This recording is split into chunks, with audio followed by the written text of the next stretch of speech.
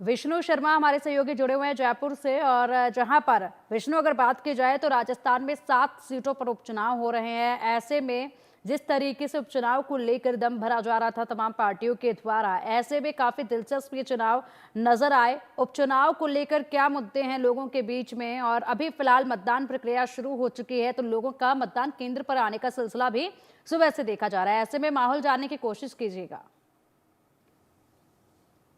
देखिए, राजस्थान की 7 विधानसभा के जो सीटें हैं उन पर उपचुनाव हो रहा है और इन 7 विधानसभा सीटों पर जो कई नेताओं की जो प्रतिष्ठा है वो दांव पर लगी हुई है। ऐसे में 6 नाम सबसे महत्वपूर्ण हैं, जिसमें मुख्यमंत्री भजनलाल शर्मा हैं, मदन राठौड़ हैं, और कांग्रेस की बात की जाए तो पूर्व मुख्यमंत्री अशोक गहलोत, गोविंद सिंह डोटासरा, सचिन पायलट सहित जो टीकाराम जूली हैं जो नेता प्रतिपक्ष राजस्थान में हैं, इन तमाम लोगों की प्रतिष्ठाएं दांव पर लगी हुई हैं। साथ ही जिन मंत्रियों को बीजेपी ने जिम्मेदारी दी थी इन सीटों को संभालने के लिए, उन नेताओं का भी भविष्य इस उपचुनाव से तय होगा। 69 प्रत्याशियों का 19 लाख से अधिक जो मतदाता हैं वो फैसला करेंगे। ईवीएम में उनकी किस्मत कैद होगी कि किसके सर पर जो जीत का शहरा है वो बंधेगा। राजस्थान की इन 7 सीटों से सरकार के बहुमत पे कोई असर नहीं पड़ेगा, लेकिन एक राजस्थान की सरकार के लिए एक बड़ा एग्जाम ये है कि 7 विधानसभा सीटों में से बीजेपी के पास खोने को ज़्यादा कुछ नहीं है। सिर्फ एक सीट बीजेपी के पास थी, लेकिन पाने को बहुत कुछ है, और ये तय करेगा कि जो सरकार का कार्यकाल रहा है पिछले 10 महीने से, जो सरकार ने जो काम किया है उस काम का कितना असर जनता के बीच में पड़ा है। क्या जनता सरकार की आवाज़ सुनती है, या फिर विपक्ष की ओर से जो सरकार की विफलताएं गिनाई गई हैं उनकी आवाज़ सुनी जाती है। राजस्थान में महत्वपूर्ण 7 सीटें हैं, जिसमें एक आरएलपी हनुमान बेनीवाल राजस्थान में एक चर्चित नाम है, उनकी भी प्रतिष्ठा दांव पर लगी हुई है। उनकी पत्नी चुनाव मैदान में है।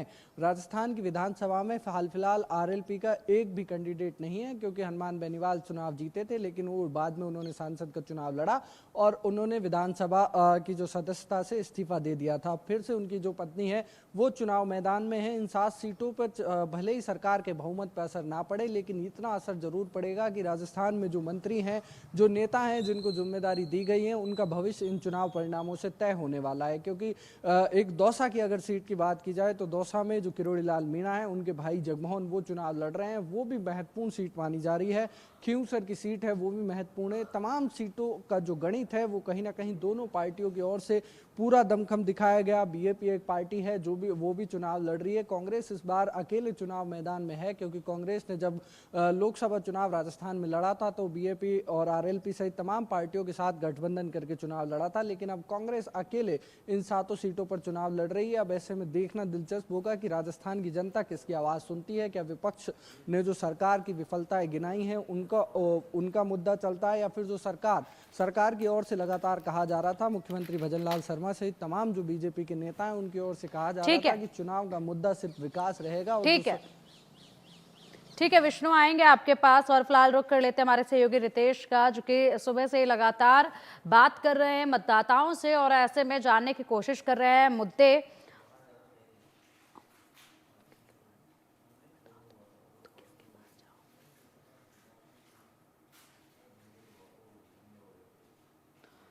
चलिए रितेश के पास जाएंगे, लेकिन उससे पहले रुक कर लेते हैं पटना का, जहां से हमारे सहयोगी शक्ति हमारे साथ जुड़े हुए हैं। शक्ति, देखिए जिस तरीके से अब मतदान प्रक्रिया शुरू हो चुकी है, ऐसे में कोशिश कीजिएगा आप भी लोगों से जानने की कि क्या कुछ उनके मुद्दे हैं।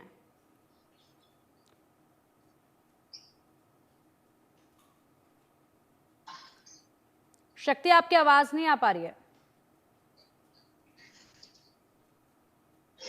देखिए 7 बजे से ही अब मतदान शुरू हो चुका है और तमाम जो 4 विधानसभा के उपचुनाव जहाँ सीटों पर हो रहे हैं वहाँ उन सीटों पर जो है अब वोटिंग की प्रक्रिया शुरू हो गई है। और वोटिंग की प्रक्रिया के बाद जो है अब जनता का जो मूड है, जनता क्या तय कर रही है कि जो 4 सीटें हैं उसमें किन किन पार्टी को, किन किन गठबंधन को क्या सीट मिले। हालांकि जो 4 सीट की अगर बात करें तो 3 सीटें जो है पहले से महागठबंधन के खाते में रही है, तो महागठबंधन की भी जो प्रतिष्ठा है वो कहीं न कहीं दांव पे लगी हुई है। और दूसरी तरफ एनडीए की तरफ से जीतन मांझी की बहू जो है वो चुनाव लड़ रही है पहली बार, तो कहीं न कहीं एनडीए की तरफ से जीतन मांझी की भी जो है प्रतिष्ठा जो है दांव पे लगी हुई है। और ये चुनाव जो है तय करेगा कि आने वाला 2025 का जो विधानसभा के चुनाव होने हैं उसमें राजनीतिक पार्टियों को लेकर क्या जनता की नीति है, जनता का क्या मूड है, ये तय होगा। और कहीं न कहीं तमाम जो गठबंधन पार्टियां हैं इसको लेकर काफी सीरियसली विधानसभा चुनाव को लेकर। और ऐसे में जो उपचुनाव का जो माहौल था, इस चुनाव प्रचार में लालू प्रसाद यादव से लेकर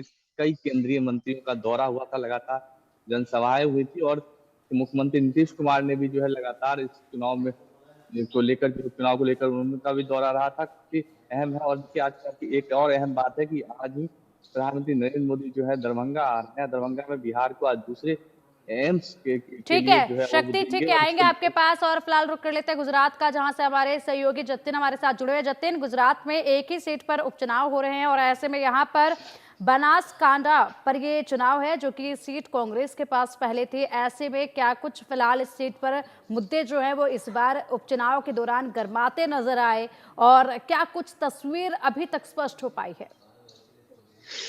जी देखिए, बिल्कुल आपको बता दूं कि गुजरात में फिलहाल जो है वो उपचुनाव जो होने जा रहे हैं सिर्फ एक सीट के लिए होने जा रहे हैं। हालांकि यहाँ पर सीटें अभी दो खाली है, एक विसावदर की सीट है खाली और एक वाव की है, लेकिन वाव के लिए ही इलेक्शन डिक्लेयर किया है क्योंकि विसावदर का जो कोर्ट, विसावदर की जो सीट है वहां पर जो भूपत भायाणी जो था वो आम आदमी पार्टी से उसने इस्तीफा देकर जो भारतीय जनता पार्टी का दामन थाम लिया है। लेकिन वहां पर जो चुनाव का जो कोर्स, उसका जो कोर्ट में, हाईकोर्ट में कोर्स है, केस है, वो पेंडिंग पड़ा हुआ है, उसकी वजह से वो इलेक्शन डिक्लेयर नहीं हुआ है विसावदर का, वो सीट अभी भी खाली पड़ी है। वहां के लिए आज उपचुनाव जो है गुजरात में होने जा रहा है, जहां पर त्रिपक्षीय जंग युद्ध जो है वो देखने को मिल रहा है। जैसे कि भारतीय जनता पार्टी के स्वरूप जी ठाकुर को टिकट दी गई है, तो कांग्रेस की तरफ से गुलाब सिंह जो राजपूत है उनको टिकट दी गई है, और अपक्ष में जो है वो मावजी पटेल खड़े हैं, जो कि पहले अब तक 72 घंटे पहले वो भारतीय जनता पार्टी के साथ जुड़े हुए थे, लेकिन अपक्ष में से उन्होंने दावेदारी दर्ज कराई थी, उसकी वजह से। और सी आर पाटिल जो भारतीय जनता पार्टी के गुजरात के प्रदेश है और जल मंत्री भी है अभी केंद्रीय, उनके खिलाफ कुछ बयान दिया था उन्होंने, उसकी वजह से उनका जो है भारतीय जनता पार्टी ने उनको सस्पेंड किया हुआ है। अभी त्रिपक्षीय जंग इसलिए मैं कह रहा हूँ, इस बार आम आदमी पार्टी नहीं है, लेकिन अपक्ष की तरफ से मावजी पटेल खड़े। अब तक यहाँ की अगर वाव की सीट की अगर बात करें तो अब तक पिछले 2 टर्मों से कांग्रेस इस सीट पर जीत हासिल करती हुई है। जैसे कि ज्ञानीबेन ठाकुर जिन्होंने इस बार लोकसभा 2024 में नाम दर्ज कराया था, वो विजेता रही। अब पिछली 2 टर्म से ज्ञानीबेन ठाकुर ही जो है ये सीट लगातार जीतती आ रही थी, वो भी काफी बड़ी जंगी मतों के साथ वो जीतती हुई आ रही थी। लेकिन अब जब यहाँ पर अगर यहाँ का अगर गुजरात का अगर माहौल देखे, जब भी उपचुनाव होते, उपचुनाव में ज्यादातर अमूमन देखा गया है कि जो भी सत्ताधारी पक्ष होता है वो जो है वो उपचुनाव के अंदर वही विजेता रहता है। जैसे कि अभी लोकसभा 2024 के जब चुनाव थे तब भी उपचुनाव में 5 विधायक सीटें थी और पांचों के पांचों जो सीट थी वो सभी के सभी सीटें जो है वो भारतीय जनता पार्टी को मिली थी। लेकिन ऐसे में अब जहां पर आज एक ही उपचुनाव यहाँ पर वाव के अंदर देखने को मिल रहा है, ऐसे में अब देखना यह है कि तीनों पक्ष जो है वो इस बार जो है वो मजबूती से लड़ते हुए दिखाई दे। माजू पटेल जो भी अपक्ष में थे, लड़ रहे थे, उनके भी रैलियों में काफी हजारों की मात्रा में लोग जो थे वो दिखाई दे रहे थे। साथ ही साथ जो ज्ञानीबेन ठाकुर जो कि बनास की बहन यहाँ पर उनको बोला जाता है, और उन्होंने भी काफी जोर शोर से प्रचार जो है वो गुलाब सिंह राजपूत की तरफ से जो है वो किया था। तो साथ ही साथ जो भारतीय जनता पार्टी की सहयोगी जो स्वरूप जी ठाकुर जो खड़े थे, उनके लिए भी कैबिनेट मंत्री, साथ ही साथ राज्य कक्षा के मंत्रियों की लाइन लगी हुई थी वहां पर। सीएम भी वहां पर, और सीएम ने भी वहां पर बहुत जाके प्रचार किया था। यानी अब तीनों पक्ष जो है वो मजबूती से लड़ रहे थे। अब देखना यह है कि जनता का मूड किस तरह से जो है वो सामने आता है। लेकिन एक बात है कि अब तक इस 2017 से लेकर अब तक कांग्रेस इस वाव की सीट पे हुए जंगी बहुमतों के साथ जीत हासिल करती हुई नजर आई है। जी बिल्कुल जतिन, आएंगे आपके पास। फिलहाल रुक कर लेते हैं राजस्थान का भी, जहां से हमारे सहयोगी विष्णु हमारे साथ जुड़े हुए हैं। विष्णु, 7 सीटों पर उपचुनाव होने जा रहे हैं और ऐसे में इन 7 सीटों में से अगर बात की जाए तो 4 सीट पहले से ही कांग्रेस के पास थी। उसके बाद अगर बात की जाए तो 1 सीट बीजेपी के पास थी और 1 बीएपी के पास और 1 आरएलपी के पास थी। अब क्या कुछ तस्वीर इस उपचुनाव में नजर आ रही है इन 7 सीटों की अगर बात कर ली जाए, और क्या कुछ मुद्दे जो है प्रमुखता से उठाए गए हैं, और क्या उन मुद्दों का असर जिस तरीके से आज मतदाता पहुंच रहे हैं मतदान केंद्रों पर, तो ऐसे में नजर आएगा क्या? लाख से अधिक मतदाता हैं जिनको ये तय करना है कि जो 69 प्रत्याशी हैं इन 7 सीटों पर उन पे किसको जीत दिलानी है और किसको हार दिलानी है। लेकिन अगर मुद्दों की बात की जाए तो सरकार लगातार ये कह रही थी, भजनलाल शर्मा की ओर से कहा जा रहा था कि जो सरकार चुनाव लड़ रही है, सरकार अपनी योजनाओं के दम पर चुनाव लड़ रही है, कि जो सरकार ने जो काम किया है बीजेपी सरकार बनने के बाद उन तमाम मुद्दों पर काम किया जाएगा। और अगर मुद्दों की बात की जाए तो सबसे बड़ा जो चर्चित मुद्दा राजस्थान में है वो पेपर लीक का मुद्दा था, वो इस चुनाव में भी जमकर चला। साथ के साथ जो पिछली बार जो कांग्रेस सरकार के समय जो योजनाएं थी, विपक्ष ने उनको गिनाया कि ये योजनाएं सरकार के समय में बंद कर दी गई। ये तमाम चीजों को लेकर चला, ERCP सहित तमाम मुद्दे प्रदेश में हैं जिनको लेकर चुनाव लड़ा जा रहा है। साथ ही साथ राजस्थान में ये तय किया गया कि 7 जो विधानसभा सीटें हैं बीजेपी में, उन तमाम सीटों पर मंत्रियों की नियुक्ति की गई, उनके साथ पार्टी पदाधिकारियों को भी लगाया गया। अब इन तमाम मंत्रियों की और जो पार्टी पदाधिकारियों की जो जिम्मेदारी दी गई थी इन सीटों पर, उनका भविष्य भी इन विधानसभा की जो उपचुनाव की सीटें हैं उनके परिणाम के साथ तय होगा। क्योंकि राजस्थान में ये तय है कि ये 7 सीटें भले ही सरकार के बहुमत पर असर ना डालें, लेकिन ये असर उन नेताओं पर जरूर डालेंगे जिन नेताओं को इन सीटों की जिम्मेदारी दी गई। किरोड़ी लाल मीणा राजस्थान में बड़ा नाम है, उनके भाई दौसा से चुनाव लड़ रहे हैं जगमोहन मीणा, उनके लिए भी एक बड़ी चुनौती है। क्योंकि राजस्थान में जब हाल ही वो सीट भी कांग्रेस के पास थी, लेकिन कांग्रेस के जो उम्मीदवार थे उन्होंने सांसद का चुनाव लड़ा और वो सांसद बन गए, इसलिए दौसा की सीट खाली हुई। अब दौसा में किरोड़ी लाल मीणा लगातार नाराज चल रहे थे। आपने खबरें सुनी होंगी, राजस्थान से देखा होगा कि किरोड़ी लाल मीणा कभी इस्तीफे की पेशकश करते हैं और कभी जो मंत्रियों की जो सुविधाएं थी वो छोड़ दी जाती हैं। अब ऐसे में उन्होंने ये तमाम चीजें उनकी ओर से कहा गया था कि मैं जो मुझे जिन सीटों की जिम्मेदारी दी थी मैं उनको नहीं जिता पाया था, इसलिए मैं मंत्री पद त्याग रहा हूं। लेकिन अब उनके भाई को चुनाव मैदान में उतारा गया। दौसा से एक बड़ी टक्कर दौसा में देखी जा रही है। और दूसरी बात अगर की जाए आरएलपी के लिए भी अस्तित्व की लड़ाई है, क्योंकि आरएलपी की जो विधानसभा में सीट है वो हाल फिलहाल एक भी नहीं है। और खींवसर की जो सीट है वो भी हॉट सीट बनी हुई है। रेवतराम डांग भाजपा के प्रत्याशी हैं, कांग्रेस से रतन चौधरी हैं, और जो आरएलपी हैं उससे जो है वो कनिका बेनीवाल जो आरएलपी के उम्मीदवार हैं, ये हनुमान के साथ इस राज्य के और इस अपने शहर के विकास में योगदान देना चाहती हूँ, आपकी सेवा करना चाहती हूँ, ताकि आप रोजमर्रा के जीवन में भी आप खुश रहें, अपने घर के आसपास की गंदगी ना रहे, नाली कचरा पानी में डूबा अंचल ना रहे, साफ सुथरा रहे, मच्छर ना रहे। उसके साथ साथ फ्लाईओवर जैसे माननीय हेमंत सोरेन जी ने बनाया अभी तुरंत, तो ये फ्लाईओवर ऐसा उन्होंने कहा 1 दर्जन बनाएगी, क्योंकि जाम से मुक्ति देना जरूरी है। ट्रांसपोर्ट नगर यहाँ बनाया गया अभी इतना खूबसूरत। तो उसी तरह से यहाँ medical college, engineering college, MBA college, तरह तरह के यूनिवर्सिटीज़, साहित्य एकेडमी, ललित कला एकेडमी, संगीत नाट्य एकेडमी, फिल्म सिटी, इन सबको डेवलप करना है ताकि हर तरह की सुविधा यहाँ के लोगों को मिले।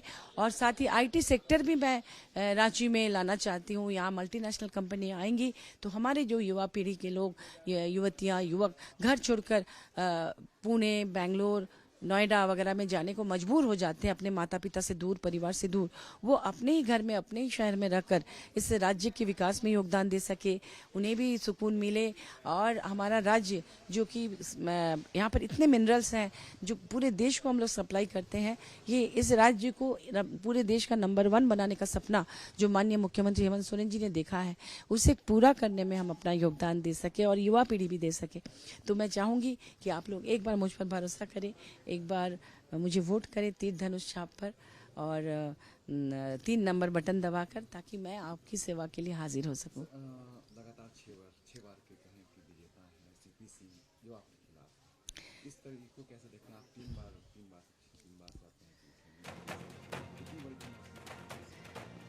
देखिए 6 बार से कुछ नहीं होता है। ये देखना कि आपने 6 बार में क्या किया, 6 दिनों में क्या किया, एक कार्यकाल में क्या किया। अगर आपको 6 बार दिया गया तो मतलब 30 साल का लगभग होता है, तो 30 साल में जनता के लिए आपने क्या काम किया? रांची शहर का कोई एक उल्लेखनीय काम बता दीजिए जो वर्तमान विधायक जी ने किया। वो तो यहाँ पर नगर विकास मंत्री भी रहे हैं, तो नगर विकास मंत्री, अर्बन डेवलपमेंट मिनिस्टर, जो कि इसको डेवलप कर सकते थे, लेकिन उन्होंने इसका क्या डेवलप किया? लोगों की जिंदगी बद से बदतर होती जा रही है। एक बारिश में पूरा घर में उनका नाली का कचरा घुसता है ना, नालियों की सफाई करवाते हैं। जनप्रतिनिधि को चाहिए कि आप घूम रहे हैं उनके यहाँ जनता के बीच, तो आप प्रशासन से कहिए ना काम करने के लिए, बताना होगा ना। आप जाके देखिए उनके उन इलाकों में जहाँ से उनको मैक्सिमम वोट्स पड़ते हैं, वहाँ आप चल नहीं पाएंगे, इतनी गंदगी, इतने मच्छर, इतनी बदबू है। उन सबको ठीक करने की जिम्मेदारी आपकी थी, आपने नहीं किया। आप ये पठारी इलाका है, यहाँ जल जमाव होना ही नहीं चाहिए, फिर भी जल जमाव होता है आपकी गलत पॉलिसी के कारण, रोड के गलत तरीके से बनाने के कारण, नालियों की स्थिति आप